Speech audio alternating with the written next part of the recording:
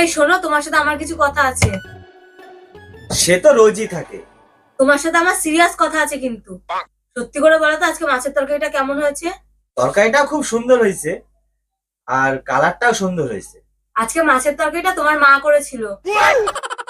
এর জন্য তরকারিতে আলু সিদ্ধ হয়নি, ঝাল ঝাল হয়েছে, লবণ বেশি ছিল, পুরো তরকারিটাই ফাউল।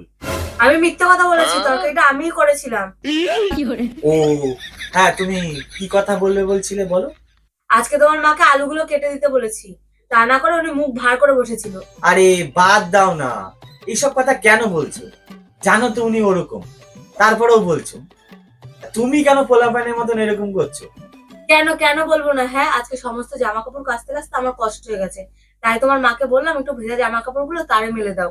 বলে ঘরে এসে শুইছি, ঘুম থেকে উঠে দেখি তোমার মা জামা কাপড় গুলো মেলেইনি।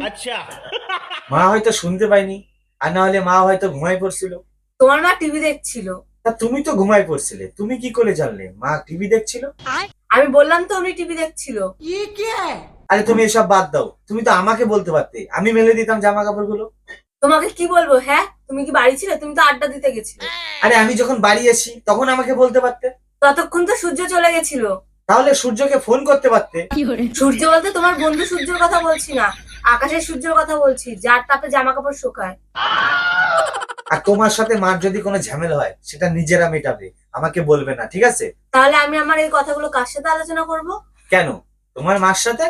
তোমার মাও একসময় বউ ছিল, ওনারও আলাদা একটা এক্সপিরিয়েন্স আছে, ওনারও শাশুড়ি ছিল। হ্যাঁ, আমার মার কোনো শাশুড়ি ছিল না, বিয়ের আগে পরে কখনোই মেনে নেয়নি। ও তাহলে তো তোমার কপালটা খুব ভালো, আমাদের বাড়ির সবাই তোমারে মেনে নিছে। আচ্ছা ঠিক আছে, শোনো, বৌমা শাশুড়ি ঝামেলার মাঝখানে কখনো বরকে টানবা না, এটা বোঝার চেষ্টা করো। আমরা হলাম সব সময় আসামি, এমনি আমরা জেল খাটি, এর মাঝখানে আমাদের ঢুকালে দুজনের চাপে স্যান্ডউইচ হয়ে যাব। আর আমরা দুজনেই যখন কথা বলি, ওই ঘরে টিভির সাউন্ডটা আসতে হয়ে যায়। এটাই আমি বুঝলাম না। ও বুঝতে পারছো না? না আচ্ছা, শুনে এসে বলছি।